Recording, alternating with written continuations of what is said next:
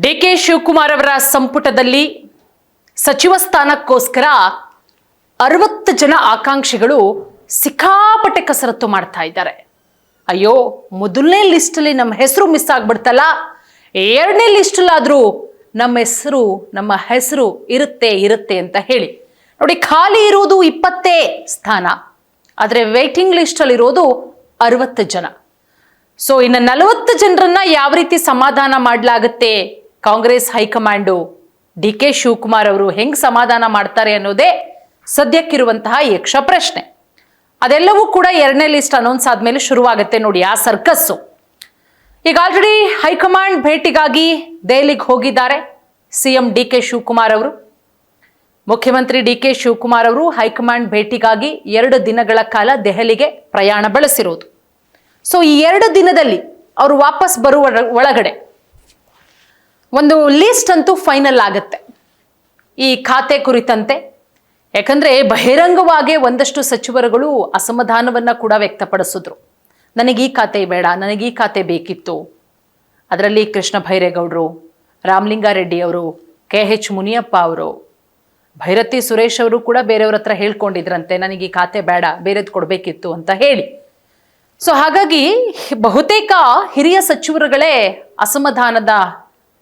ಅಸಮಾಧಾನವನ್ನ ವ್ಯಕ್ತಪಡಿಸಿದ್ರು. ಈ ಅಸಮಾಧಾನದ ನಡುವೆಯೂ ಸಂಪುಟ ವಿಸ್ತರಣೆ, ಖಾತೆ ಹಂಚಿಕೆ ವಿಚಾರಗಳ ಕುರಿತು ಹೈಕಮಾಂಡ್ ಜೊತೆಗೆ ಚರ್ಚೆ ಮಾಡ್ತಾರೆ ಸಿಎಂ ಡಿಕೆ ಶಿವಕುಮಾರ್ ಅವರು. ನೋಡಿ, ಮುಖ್ಯಮಂತ್ರಿಯಾದ ಬಳಿಕ ಡೆಲ್ಲಿಗೆ ಹೋಗಿದ್ದಾರೆ. ನೀತಿ ಆಯೋಗದ ಆಡಳಿತ ಮಂಡಳಿ ಸಭೆಯಲ್ಲಿ ಭಾಗಿಯಾಗ್ತಾರೆ. ಕೆಲವು ಉನ್ನತ ಅಧಿಕಾರಿಗಳನ್ನೂ ಕೂಡ ಭೇಟಿ ಮಾಡಲಿದ್ದಾರೆ. ಬರೀ ಖಾತೆ ವಿಚಾರ ಅಷ್ಟೇ ಅಲ್ಲ, ಬೇರೆ ಬೇರೆ ವಿಚಾರಕ್ಕೆ ಸಂಬಂಧಪಟ್ಟಂತೆಯೂ ಕೂಡ ಚರ್ಚೆಯಾಗುತ್ತೆ.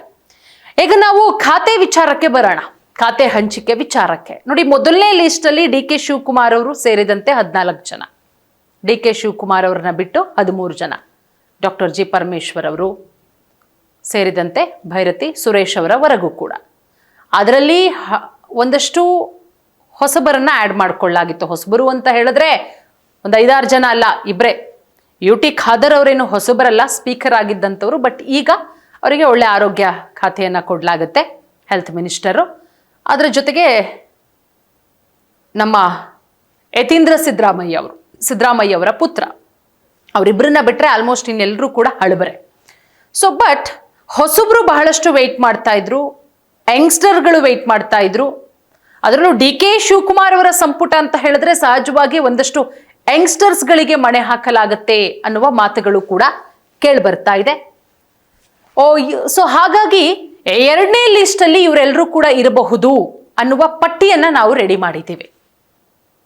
ಅವರು ಬಹಿರಂಗವಾಗಿ ಹೇಳ್ಕೊಳ್ತಾ ಇದ್ದಾರೆ, ನಮಗೆ ಸಚಿವ ಸ್ಥಾನ ಸಿಗುತ್ತೆ, ಇನ್ನು 2 ವರ್ಷಗಳ ಕಾಲ ನಾವು ಸಚಿವರಾಗಿರ್ತೀವಿ. ಮತ್ತು ನಮ್ಗೆ ಕೆಲವೊಂದಿಷ್ಟು ಜನ ಹೆಂಗೆ ಅಂತ ಹೇಳಿದ್ರೆ, ನಾವಂತೂ ಖಾತೆ ವಿಚಾರಕ್ಕೆ ಸಂಬಂಧಪಟ್ಟಂತೆ ಯಾವುದೇ ರೀತಿಯ ಖ್ಯಾತೆ ತೆಗಿಯಲ್ಲ, ನಮ್ಗೆ ಯಾವುದೇ ಖಾತೆಯನ್ನ ಕೊಟ್ಟರೂ ಕೂಡ ನಾವು ಕಣ್ಣುಗೊತ್ಕೊಂಡು ಕೆಲಸ ಮಾಡ್ತೀವಿ. KM ಶಿವಲಿಂಗೇಗೌಡರು ಸೇರಿದಂತೆ ಒಂದಷ್ಟು ಜನ ಹೇಳಿರೋದು. ನೋಡಿ, ಈಗ ಈ ಪಟ್ಟಿಯಲ್ಲಿ ಡಿಕೆ ಶಿವಕುಮಾರ್ ಅವರ ಬಣದವರು ಇರ್ತಾರೆ ಎರಡನೇ ಲಿಸ್ಟ್ ಅಲ್ಲಿ. ಮೊದಲನೇವರು ಹ್ಯಾರಿಸ್ ಅವರ ಹೆಸರು ಮೊದಲನೇ ಲಿಸ್ಟ್ ಅಲ್ಲೂ ಕೂಡ ಕೇಳಿ ಬರ್ತಾ ಇತ್ತು. ಜಮೀರ್ ಅಹಮದ್ ಖಾನ್ ಅವರಿಗೆ ಯಾವಾಗ ಕೋಕ್ ಕೊಡ್ಲಾಗುತ್ತೆ ಅನ್ನುವ ವಿಚಾರ ಕೇಳಿಬಂತು, ಆಗಲೇನೆ ಹ್ಯಾರಿಸ್ ಅವರ ಹೆಸರು ಬಹಳಷ್ಟು ಕೇಳಿಬಂತು. ಅದರಲ್ಲೂ ಹ್ಯಾರಿಸ್ ಅವರು ಡಿಕೆ ಶಿವಕುಮಾರ್ ಅವರ ಬಣದಲ್ಲಿ ಗುರುತಿಸ್ಕೊಂಡಿದ್ದಾರೆ, ಅವರಿಗೆ ಬಹಳ ಆಪ್ತರಾಗಿದ್ದಾರೆ. ಅದರ ಜೊತೆಗೆ KM ಶಿವಲಿಂಗೇಗೌಡರು, ಅರಸೀಕೆರೆಯ ಕಾಂಗ್ರೆಸ್ ಶಾಸಕರು. ಶಿವಲಿಂಗೇಗೌಡರು ಮೊದಲನೇ ಲಿಸ್ಟ್ ಅಲ್ಲಿ ಬಹಳ ಹರಸಾಹಸವನ್ನೇ ಪಟ್ಟರು. ಮತ್ತೆ ಅವರಿಗೆ ಸಚಿವ ಸ್ಥಾನ ಕೊಡಬೇಕು ಅಂತ ಹೇಳಿ ಒಂದಷ್ಟು ಹೋರಾಟಗಳು ಕೂಡ ಆಗ್ತಾ ಇದೆ. ಮಠಾಧೀಶರುಗಳೇ ರಸ್ತೆಗಿಳಿದು ಹೋರಾಡ್ತಾ ಇದ್ದಾರೆ. ಯಾಕಂದ್ರೆ ಹಾಸನದಲ್ಲಿ ಕಾಂಗ್ರೆಸ್ನಿಂದ ಇರೋದು ಏಕೈಕ ಶಾಸಕರು, ಸಾಕಷ್ಟು ವರ್ಷ ಕಂಟಿನ್ಯೂಸ್ ಆಗಿ ಶಾಸಕರಾಗಿದ್ದಾರೆ. ಸೊ ಹಾಗಾಗಿ ಶಿವಲಿಂಗೇಗೌಡರಿಗೆ ಯಾವುದಾದ್ರೂ ಒಂದು ಸಚಿವ ಸ್ಥಾನವನ್ನ ಕೊಡಿ. ಶಿವಲಿಂಗೇಗೌಡರು ಕೂಡ ಅಷ್ಟೇ ಓಪನ್ ಆಗಿ ಹೇಳಿದ್ದಾರೆ, ನಂಗೆ ಇಂಥದ್ದೇ ಖಾತೆ ಕೊಡಿ, ಅಂಥದ್ದೇ ಖಾತೆ ಕೊಡಿ ಅಂತ ನಾನು ಕೇಳಲ್ಲ, ಯಾವುದಾದ್ರೂ ಒಂದು ಖಾತೆ ಬೇಕು. ಅದ್ರ ಜೊತೆಗೆ ಪೊನ್ನಣ್ಣ, ಸೊ ಪೊನ್ನಣ್ಣ ಅವ್ರಿಗೂ ಕೂಡ ಸಚಿವ ಸ್ಥಾನ ಕೊಡುವಂತಹ ಎಲ್ಲ ಸಾಧ್ಯತೆಗಳು ಕೂಡ ಇದೆ. ಅದರ ಜೊತೆಗೆ ಯಂಗ್ಸ್ಟರ್ ಶರತ್ ಬಚ್ಚೇಗೌಡ ಹೆಸರು ಕೂಡ ಎರಡನೇ ಲಿಸ್ಟ್ ಅಲ್ಲಿ ಕೇಳಿ ಬಂದಿದೆ. ಮತ್ತೊಂದು ಕಡೆ ಬೇಳೂರು ಗೋಪಾಲಕೃಷ್ಣ ಇವರ ಹೆಸರು ಕೂಡ ಕೇಳಿದೆ. ಬೇಳೂರು ಗೋಪಾಲಕೃಷ್ಣ ಅವರು ಕೂಡ ಪ್ರತಿ ಬಾರಿಯೂ ಹೇಳ್ತಾ ಇದ್ರು, ನನ್ನನ್ನು ಸಚಿವನನ್ನಾಗಿ ಮಾಡಬೇಕು, ಸಾಕಷ್ಟು ಕೊಡುಗೆ ಕೊಟ್ಟಿದ್ದೀನಿ ಕಾಂಗ್ರೆಸ್ ಪಕ್ಷಕ್ಕೆ. ಅದ್ರ ಜೊತೆಗೆ ಡೆಲ್ಲಿಗೆ ಹೋಗೂ ಕೂಡ ಒಂದು 2-3 ಸಲ ಡೆಲ್ಲಿಯ ಹೈಕಮಾಂಡ್ನ ಬಾಗಿಲು ತಟ್ಟಿ ಬಂದಿದ್ರು ಬೇಳೂರು ಗೋಪಾಲಕೃಷ್ಣ. ಎನ್ ನಾರಾಯಣಸ್ವಾಮಿ ಅವರ ಹೆಸರು ಕೂಡ ಕೇಳಿ ಬಂದಿದೆ. ಇನ್ನು CN ಬಾಲಕೃಷ್ಣ ಅವರು, ಸೊ ಬಾಲಕೃಷ್ಣ ಅವರ ಹೆಸರು ಕೂಡ ಬಹಳಷ್ಟು ಕೇಳಿ ಬರ್ತಾ ಇದೆ. ಮಾಗಡಿಯ ಬಾಲಕೃಷ್ಣ ಅವರ ಹೆಸರು, ಅದರ ಜೊತೆಗೆ ರಘುಮೂರ್ತಿ ಅವರ ಹೆಸರು ಕೂಡ ಇದೆ ಸೆಕೆಂಡ್ ಲಿಸ್ಟ್ ಅಲ್ಲಿ.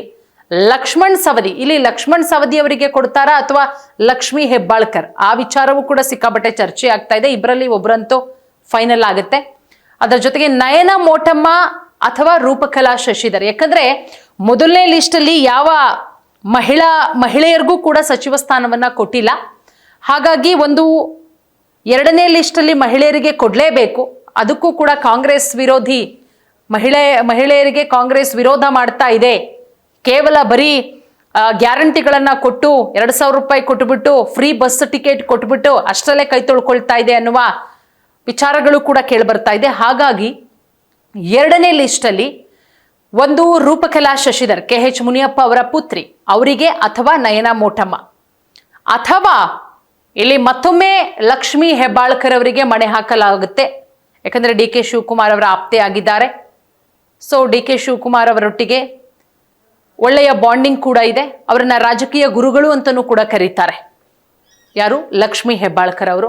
ಸೊ ಹಾಗಾಗಿ ಲಕ್ಷ್ಮೀ ಹೆಬ್ಬಾಳ್ಕರ್ ಅವರ ಜೊತೆಗೆ ಉಮಾಶ್ರೀ ಅವರ ಹೆಸರು ಕೂಡ ಕೇಳಿ ಬರ್ತಾ ಇದೆ.